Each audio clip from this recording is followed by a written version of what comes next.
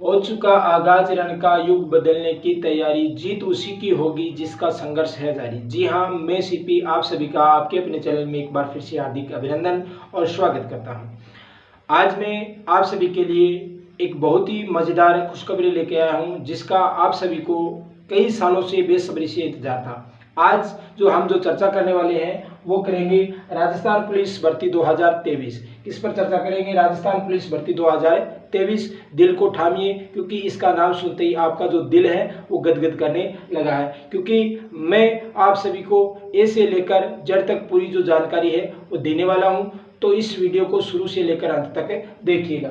सबसे पहले अगर हम बात करें पद की, तो अब की बार राजस्थान पुलिस कांस्टेबल भर्ती 2023 के अंदर जो पद रखे गए हैं वो रखे गए हैं 3578। अब की बार 3578 पदों पर राजस्थान पुलिस कांस्टेबल की जो भर्ती है वो होने वाली है। इसमें जो लेवल है वो सीटी लेवल 12वीं का रखा गया है। कौन सा रखा गया है? 12वीं लेवल की जो सीटी थी, यानी कि सीनियर लेवल की जो सीटी थी वो इसके अंदर रखी गई है। तो क्या 12वीं लेवल का सीटी का जो पेपर है जिसने दिया था वो सभी इस भर्ती में शामिल है? नहीं, उसके लिए कुछ जो अंक है वो निर्धारित किए गए हैं।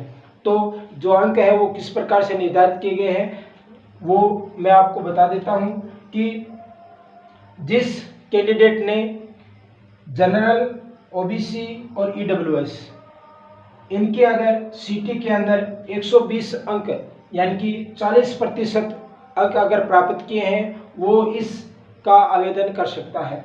फिर एससी एसटी का जो कैंडिडेट अगर जिसने 108 अंक प्राप्त किए हैं, यानी कि 36% अंक जिसने प्राप्त कर रखे हैं वो इसका आवेदन कर सकता है। वहीं टीएसपी एरिया के जो जितने भी जो कैंडिडेट हैं उसके लिए जो अंक रखे गए हैं वो रखे गए हैं 90, यानी कि 30% अंक है वो निर्धारित किए गए हैं।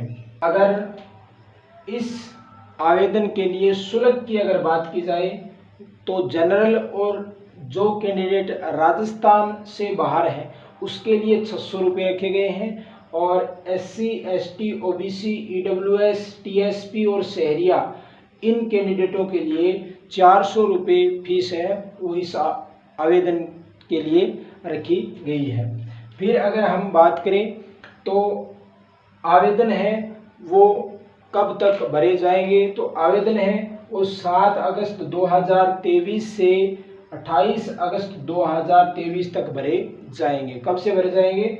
7 अगस्त 2023 से 28 अगस्त 2023 तक है जो राजस्थान पुलिस कांस्टेबल के जो आवेदन है वो भरे जाएंगे। आयु सीमा है, आयु सीमा की जो गणना है वो की जा रही है 1 जनवरी 2024 से।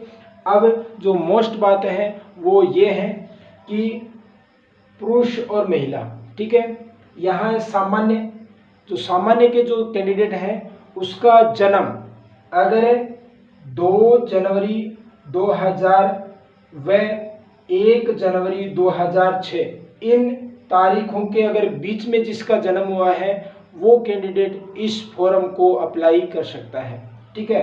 यानी कि 2 जनवरी 2000 और 1 जनवरी 2006 इन तारीख के बीच में जिसका जन्म हुआ है वो इस फॉर्म को अप्लाई कर सकता है। ये बात है पुरुष के लिए। महिला के लिए, जो सामान्य की जो महिला है उसके लिए जिसका जन्म 2 जनवरी 1995 व 1 जनवरी 2006 इन तारीख के मध्य जिसका जन्म हुआ है वह जो सामान्य की जो महिला है वो इस फॉर्म को अप्लाई कर सकती है। वहीं अगर मैं बात करूं EWS, OBC, SC, ST, BC इसके लिए जो आयु है वो रहेगी 2 जनवरी 1995 व 1 जनवरी 2006 इसके बीच में जिसका जन्म हुआ है वह कैंडिडेट जो पुरुष है वो इस फॉर्म को अप्लाई कर सकता है। वहीं यानी कि जो महिला की अगर बात की जाए तो वो 2 जनवरी 1990 व 1 जनवरी 2006 इन तारीख के बीच में जिस महिला का जो जन्म हुआ है और कौन सी कैटेगरी है, ईडब्ल्यूएस, ओबीसी, एससी, एसटी और एमबीसी की जो महिलाएं हैं वो इस फॉर्म को अप्लाई कर सकती है। इसके बाद कुछ न्यूनतम जो शैक्षणिक योग्यता है वो रखी गई है। जिला पुलिस और इंटेलिजेंस के लिए 12वीं पास, वो चाहे किसी भी विषय में हो। वहीं पुलिस दूरसंचार के लिए 12वीं पास के साथ भौतिक विज्ञान और गणित होना अनिवार्य है, और अगर ये नहीं है तो कंप्यूटर के साथ क्या होना चाहिए, विज्ञान होना जरूरी है।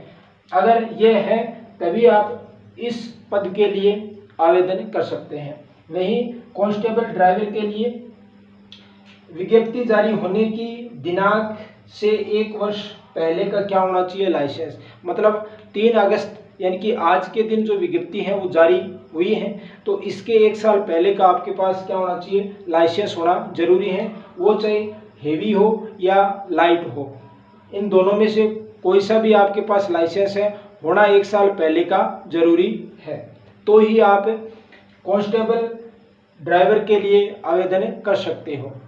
और अब की बार जो बदलाव किया गया है वो ये बदलाव है, क्योंकि राजस्थान पुलिस कांस्टेबल की जो इससे पहले जो जितनी भी जो भर्तियां हुई हैं उनका पहले पेपर लिया जाता था, लेकिन अब की बार पहले क्या होगा, वो होगा शारीरिक दक्षता। यानी कि पहले आपका जो शारीरिक दक्षता है वो होगा, उसके बाद में आपका पेपर लिया जाएगा। तो ये एक बहुत ही बड़ा बदलाव है। तो शारीरिक दक्षता के अंदर है वो पद के 15 गुना जो अभ्यर्थी हैं उनको शारीरिक दक्षता के लिए बुलाया जाएगा। अब शारीरिक मापदंड में क्या क्या होगा ये भी मैं आपको बता देता हूँ। तो न्यूनतम जो ऊंचाई है वो पुरुष के लिए 168 सेंटीमीटर रहेगी, वहीं महिला की बात की जाए तो वो रहेगी 152 सेंटीमीटर। ठीक है। न्यूनतम जो सीना है वो रहेगा, पुरुष के लिए रहेगा 81 + 5, यानी साधारण 81 रहेगा, और 5 जो है वो फुलाव होना जरूरी है। तो टोटल अगर हम बात करें तो वो हो जाता है 86। कितना हो जाता है, 86, और महिला के लिए यह लागू नहीं है। वहीं न्यूनतम अगर वजन की बात की जाए तो पुरुष के लिए वजन है ये लागू नहीं है। वहीं महिला की अगर बात करें तो महिला का जो वजन है वो न्यूनतम कितना होना चाहिए, 47.5 kg होना अनिवार्य है। अगर दौड़ की अगर हम बात करें तो पुरुष के लिए 25 मिनट में 5 जो किलोमीटर है वो दौड़ है वो करनी होगी। वहीं अगर महिला के लिए अगर बात करें तो 35 मिनट में 5 किलोमीटर की दौड़ है वो करनी होगी। इसके बाद में आपका होगा पेपर। जो कैंडिडेट शारीरिक दक्षता में पास हो जाएगा उसका बाद में होगा पेपर। ठीक है। और शारीरिक जो दक्षता के जो नंबर हैं वो आपके आगे यानी कि मेरिट में नहीं जोड़े जाएंगे, ये सिर्फ पेपर के लिए क्वालिफाई है होगा। और पेपर अब की बार है वो होने वाला है CBT यानी कि कंप्यूटर आधारित जो पेपर है वो होगा। इसका मतलब यानी कि आपका जो पेपर है वो ऑनलाइन होने वाला है। इससे पहले जो पेपर हुए थे वो ऑफलाइन होते थे। तो पेपर पर हम जो चर्चा है वो अगले वीडियो में करेंगे। तब तक के लिए मैं आपसे विदा चाहता हूँ। अगर आपको यह वीडियो अच्छा लगा है तो प्लीज़ आप इसे लाइक करना, ज़्यादा से ज़्यादा अपने दोस्तों में शेयर करना, और अगर आप पहली बार इस चैनल पर हैं इस चैनल को सब्सक्राइब करके बेल आइकन प्रेस कर लेना, ताकि आने वाली जो वीडियो है वो आप तक पहुंच सके। आज के लिए इतना ही, फिर मिलेंगे अगले वीडियो में। तब तक के लिए जय हिंद, जय भारत, वंदे मातरम, राम राम।